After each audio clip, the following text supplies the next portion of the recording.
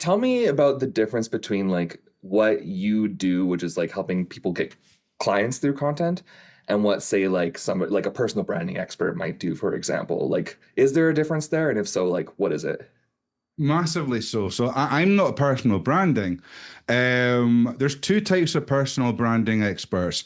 Personal branding experts who intricately understand the way that we show ourselves, the way that we show up, and almost control the exterior image and ideas in which we go forth to our public. Yeah. And then there's LinkedIn motherfuckers who just post nice pictures, brand kit colors, carousel design, and you're a personal brander. So I think there's these two important definitions to have there. But for me, personal brands make you look good and consistent. I help you make money. And at the end of the day, I'm quite unabashed in saying that, mate. It's like, I'm not here to make friends. In the process, I meet people like yourself who instantly connect with, great crack with. It's like, yeah, I really like this guy. Then I see your content. It's like, shit, this is different. This isn't boring me. This is different. It's creative. I think we've lost the art of creativity within all the templates in which we get force fed. And that is why at times LinkedIn can become such a sterile breeding ground of nothingness, of just pleasantries, you know? So yeah, what I do really differently, and I feel is, I was an English high school teacher for over a decade. I should bloody well hope that I understand how to use language and the psychology of the human character and so on and so forth. Mm. I also did sales for about 6 years, 7 years, part-time, full-time. So I learned how to sell. I then did Instagram as an English teacher for 2.5 years, creating content almost daily, but not making a single dollar because I didn't know what I was doing. Then the pandemic came along and I lost all my English teaching face-to-face classes, and I quickly had to think, fuck, what do I do here? I want to get clients, but I can't do face-to-face, but I could do them online. But I don't want to be charging 20 euros an hour. I want to be charging 100 euros an hour because what I can do, if I can niche down, I can actually find a problem. So that was really the beginning of it all. Then a lot of self-investment and things, which has taken me to where I am today. But yeah, I unashamedly help clients to really go beyond just pain points, which anyone can Google, and think about the symptoms of it. You know, my friend Richard Moore talks a lot about this, and I completely agree. And I've tried to take it that a little bit deeper. But on the surface of it, a symptom is kind of how you feel. The pain point is deep within. So people can voice how they feel without necessarily even understanding how they feel within. So an example in my thing, DM strategies is huge, huge, huge, right? So if I say to people, look, Lewis, mate, the problem that you've got is that you're creating nice content, but you're not creating a coherent way that allows your fans, your audience, to be able to go from your content into the DMs, have a four-stage strategy within the DMs to help to build trust, show authority, maintain the expert frame, which means I'm the expert and I know how to help you, but also maintaining the prize frame, whereby I'm not going to just invite you onto a call unless I think we could work together. I can solve your problems through the free webinars, masterclasses, challenges, content that I do. But if we get onto a call, it's a sales call, and it's important to know that. And then once you're on that call, how to close them, because you've emotionally led them through your content, emotionally led them through the DMs, and finally into the sales call. So the three connect together really easily. If I say that's your problem, you'll go, what? But if I say to you, shit, when you're talking to someone in the DMs and you mention their job, you're having a great conversation, mention their job, and suddenly they ghost you. Yeah. Shit, isn't it?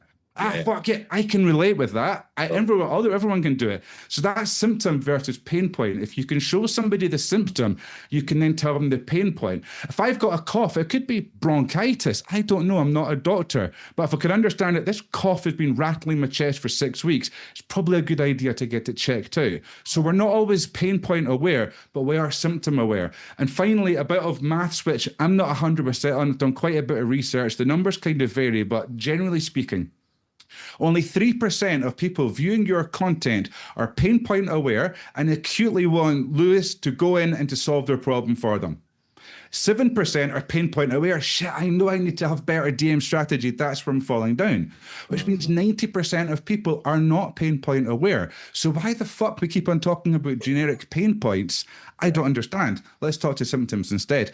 I've really answered that question without answering it, but I hope that helps. No, that's great, man. That's great. So what I'm getting is like lots of symptoms, basically like the situation or emotion that comes up in that particular situation rather than labeling it as you have this problem. It's more like you're feeling this thing, and that could be something like this. But before I know, I need to sort of diagnose properly, is sort of what I'm hearing. Right. That's it. And that's where DM strategy comes in. The commonality that binds you together, then looking for that symptom. Now, if they've engaged on a post that I've made about what I call super tofu, the almost anyone can respond to it. We're in a season of growth within LinkedIn, for example. We want to be posting more super tofu content. It is kind of the billboard quotes as a stereotypical example. The key is, though, then using your own knowledge to inform it so it really gets the copy going. But people just on a glance can at least like, hopefully comment on it. Better if they click on the see more. And the thing here that's super important about super tofu is the shareability element of it. So if I make a carousel on, for example, 3 elite reasons you're failing in the DMs, it'll do okay. It hits my target audience. But if I were to do something like I work with coaches, for example, so let's take that a level above and say, well, leadership's a popular theme. Totally. It's not specifically mine, but I could do 7 traits of an empathetic leader. Yeah. How shareable is that? Totally. Super shareable, because everyone who shares it wants to make themselves look good. So there's that element of psychology within it as well. So when we have those defined different levels of funnel, I think that's really where most people miss out. And when we know what we're doing, coupled with our pillars, coupled with what different types of posts perform and what the expectation of a particular type of post will be, then we've got a real solid strategy for moving forward. We never have that what do I post today moment. Nice. I like that. I've heard that described as I can't remember what this dude's name is. He's from Eastern Europe, and so I have a hard time with it. But he made this like founder's brand playbook thing where he talked about something called the realm of relevancy. Have you heard of this before? It's Christo you're talking about. Christo, Hristo. Maybe. I don't know. I'd have to look Maybe. at It rings a bell, that's why. So it's basically like exactly what you talked about, where essentially like if you're helping coaches, but you want to go wider with it to basically grab a larger audience without becoming totally irrelevant to what you have to talk about, your primary offer. Basically, you're touching in on, for you said you gave the example of leadership, right? Because like leadership still relates to coaches in a way, and then you can hit a wider audience with it while still being relevant. So it's what he called the realm of relevancy. And I was like, that's cool. Like, for instance, like for me, I help people with social media video, right? Like I'm, a video agency helping with social media video. And so like, I could talk about social media, I could talk about marketing, and those are like such broad topics, but they're still relevant, right? And so, like you said, they get that shareability aspect to them, right? I just think that's absolutely something that and there's also, something like toxic bosses that performs incredibly well every time on LinkedIn. But for me, that doesn't fit because it goes very much outside that relevancy. So I'm thinking I work with solopreneurs, entrepreneurs, coaches, consultants. That's kind of the 4 main buckets that I work with. Leadership ties them all together. So I think it's really important for people who are wanting to have a couple of posts a week which do really well. Think about that umbrella which your target audience can fall under. So it's got to be able to be obviously commented on, liked, and predominantly shared and saved. That's why infographics do so well. And that's why more middle of funnel, if you can do a middle of funnel infographic that's very savable, because again, people don't have time. So we naturally, it's like the fucking free lead magnet bullshit we all fall for, right? Oh, that looks great. I'll download. It just stays in the folder. Don't even bloody open it, It's that mentality. So it's that idea which we're trying to avoid by it. Yeah. Right on, man. Cool. Okay, so I do have another question here. Please. Because I know you're unabashedly about making sales. It's not about vanity, whatever, this or that or the other thing. And I know a lot of people say that, but for you, I get the sense that you actually walk the walk. So, when you work with people, what would you say is one of the biggest roadblocks for them to actually like making money on LinkedIn? Like when you diagnose them, I'm sure you have different stages in your process. Like what are like sort of the common pitfalls that people typically have that cause them to not make money or not make as much money as they want? It's a Brilliant question, mate. It's one of the key things is, and it's a phrase I rail against all the time because it's fucking bullshit. But in this case, unfortunately, I'm going to have to make an exception. It's that lack of self-belief or believe in yourself, as nerds say. That type of post is super tofu. There's another example. Believe in yourself, because if you don't, nobody else will. You know what I mean? Fucking sunset picture with a fucking Comic Sans font in it, you know? Bullshit. But it is that idea. So if they don't actually think, here, I've got something that I fucking deserve to be earning 5K, 10K a month in retainer. If you don't believe in that, you're not going to be able to sell yourself, which is why I think they revert back to kind of Mickey Mouse easy content. I think people as well are scared to push themselves. One big pitfall is they don't think they can do it, or when they do begin to, they don't push themselves. They give up a little bit too early. And I think one thing I see a lot of my clients, something I never started doing, but I now naturally do, is offer creation. Their offers fucking suck a lot of the time because they just don't know how to build offers. Yeah. You know, whether it's the Brunson, the Hormozy, whatever school of thought you want to go to, it's bro marketing, either way you look at it, but there's ways that I take elements out of that and try to humanize it a little bit. My clients are about 80% women, probably over the age of 40, I would say, which is kind of like looking at me and speaking to me, you probably, and the way I am on LinkedIn. Yeah, totally, yeah, that was great. It's exactly, yeah, Very right. obvious. Yeah. Thanks very much. I mean, Answer who else could it be, right? Yeah. But it was never that way. So I never started with an ICP. And to this day, I don't have an ICP dialed in like other people would. I remember having a new client, I was talking about his ICP, and the poor bastard brought out a 4-page Word document down to the level of enjoys holidaying in the Alps with his family during the months of July. And it's like, I just don't know how that works. I don't know how you active. Does that I think it's bullshit. Yeah. No, I don't think it's useful. I mean, I think having a demographic is important, having kind of an age range. But again, the only reason I might exclude an 18-year-old from working with me is they can't afford me. And that's okay. That's really the only differentiator I have. But gender, age, I don't really care about too much. It's interesting, and I've reverse engineered it as to why it tends to be women over the age of 40 that work with me.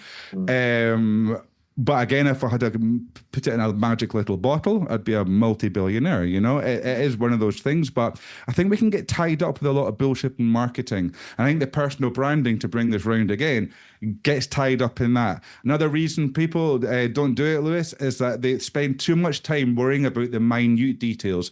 It's an element of perfectionism within there, but it's the minute details. Is my banner good? Yeah, it's fine. We can change it at any time. Let's be totally about it. You know what I mean? Yeah. And the barrier to entry, the level to entry, whatever we call it, has risen. 5 years ago when I started out, if you had a professional banner, you were like top 5% of LinkedIn creators, right? It just looked amazing. Whereas now, that's the entry point. Writing fonts, writing posts in a certain way and formatting, that's the entry point. Having a featured section with an offer on it, that's the entry point. So we have to be looking a lot deeper. That's why what worked 3, 4, 5 years ago especially just doesn't work anymore. Algorithm or no algorithm, it just doesn't work because the LinkedIn audience are nuanced. That's why 5 years ago, I could send out a spammy pitch slap to 200 people and I know I get responses. Now, to this day, it would be far less. You still would get some, but again, it's the quality of lead coming through. That's why I've just posted today.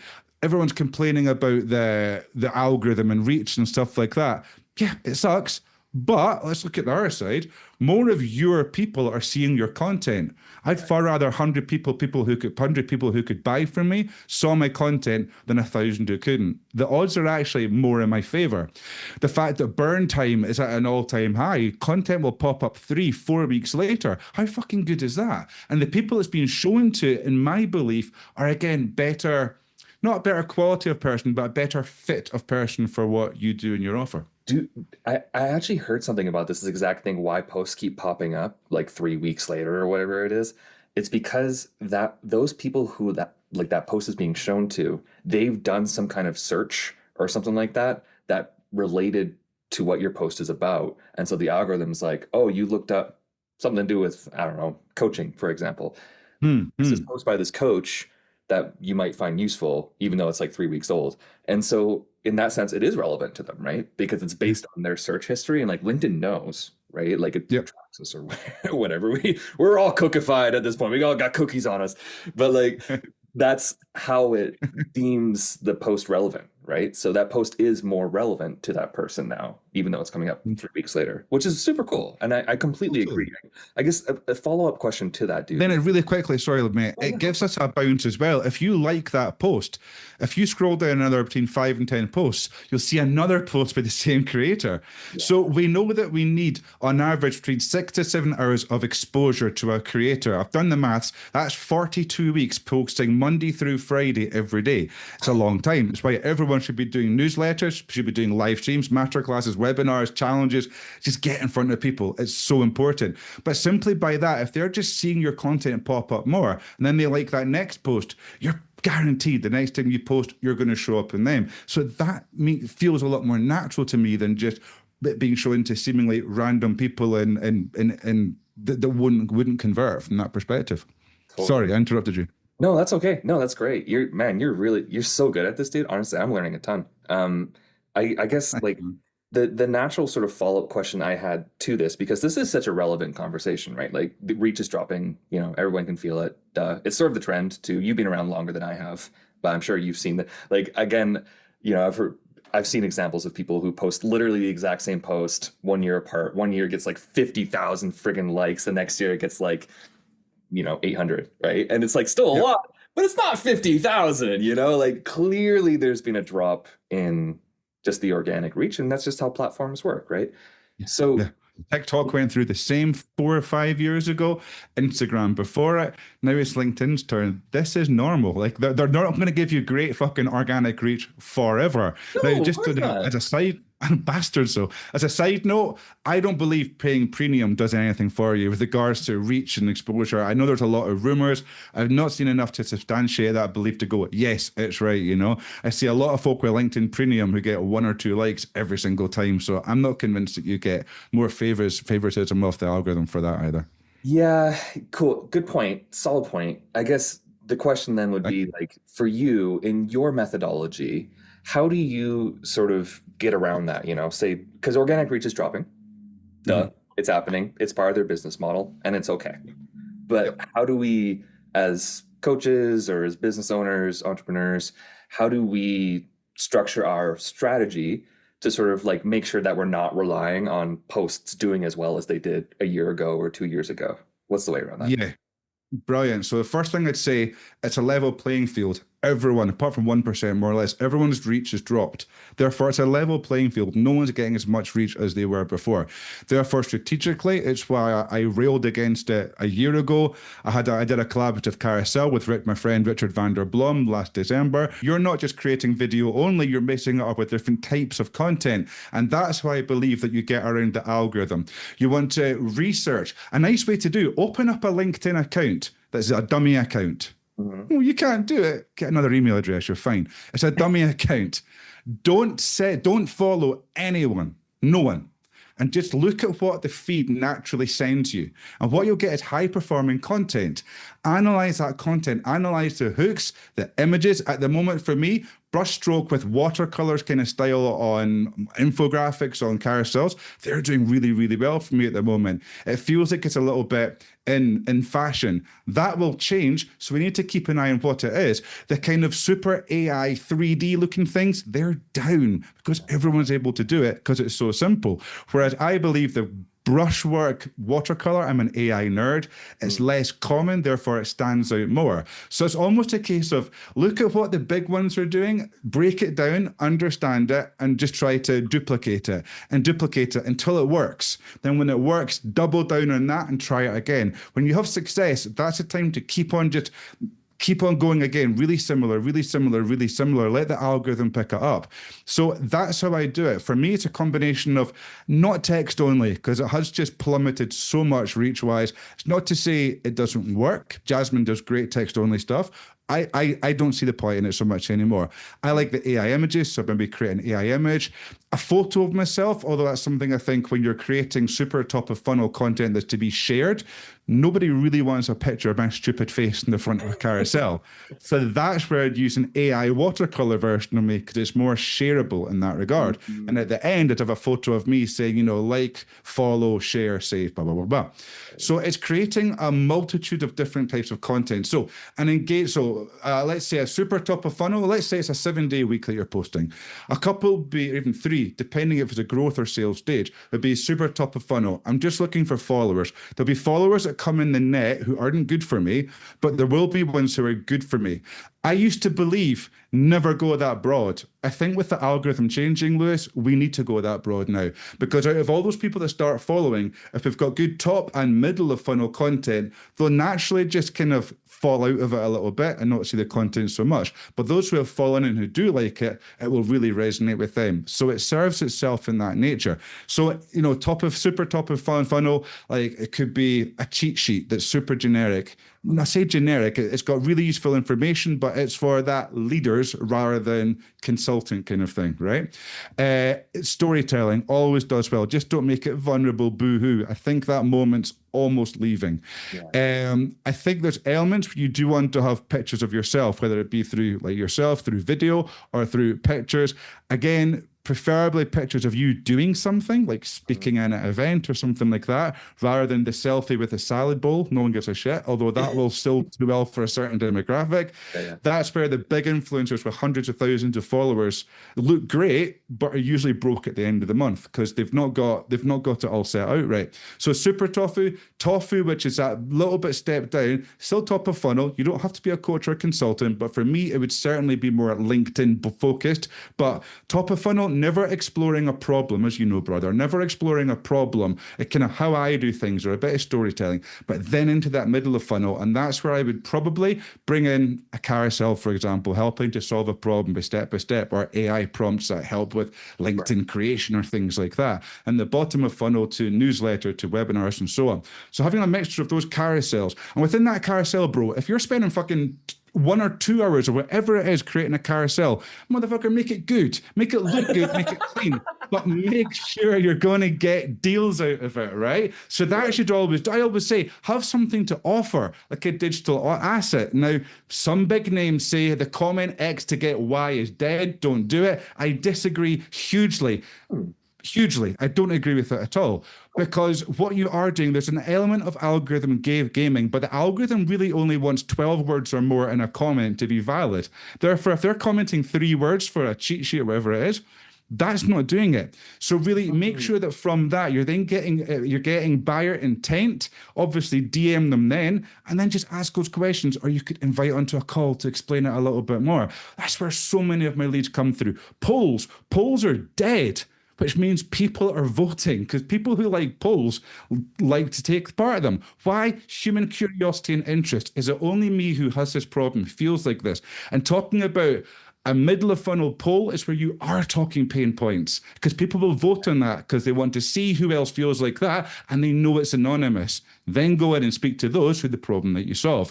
So those infographics are really, really good. Cheat sheets are really good if they're text heavy, because it increases the dwell time. So more people are spending more time reading them. But again, on a LinkedIn screen, it's probably too small. So therefore, direct them to your newsletter, where they get that as that with 10 of your best cheat sheets as a little added bonus when they sign up. So that's how I see LinkedIn social selling moving, and that's the direction that I've been pushing for the last year, really, since the algorithm's just really gone downhill.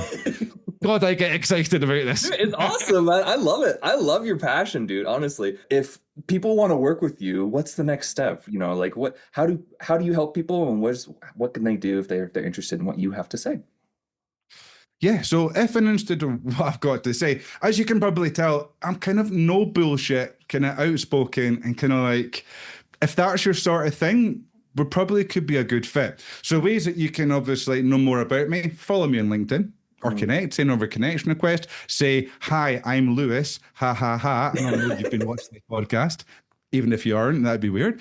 Newsletter, www.darrengibb.com. You get 3 GPTs, you get cheat sheets, you get all sorts of really cool stuff that Yeah, I'm really quite proud of. So I enjoy it's the old teacher in me, Lewis. I love helping people. I love watching them grow. And so what I do is I get people, this idea of get people unstuck is so overused, but I think I've more so I give people clarity. I help them understand that their service, number one, is worth more than they're charging 9 times out of 10. Number two, we really sit down and I help you to plan out your content strategy, not just a matrix and a framework, which is good, but an actual strategy, like I was talking about earlier, and help it so that it fits with you. So you're not a version of me speaking like me. So I'm not just giving you templates and saying work away, because everyone's using templates, you know? It's a little bit like, steal my hooks or whatever it is. It's like that word steal. I remember Luke Matthews did it 2 years ago, with respect to Luke. It crushed it. It was so good. Then everyone starts following. And that's a problem. When you're just following templates, you become unoriginal, and that's why you don't get any sort of traction. So I help people to create better content, understand super tofu, tofu, mofu, bofu, understand their content pillars and how it tags on. I help them with offers, I help them with webinars, help them to be growing their newsletter list, and just help them to honestly fall back in love with their business, which so often they're so passionate about, and it's such a transformative thing that they offer, yet they've lost a bit of that love. We were speaking, I think, earlier on, because posting every day on LinkedIn can just get tedious. And I think especially if during the first 6 months, you're past your 6 months, you've got a clear idea. But in that first 6 months, it's really difficult and really confusing. And a lot of clients come to me having done cohorts of this big creator, that creator, that creator. And whilst they learned it and loved it, they got conflicting advice. And it was rarely on how we make money at the end of the month. And that's what I'm really all about.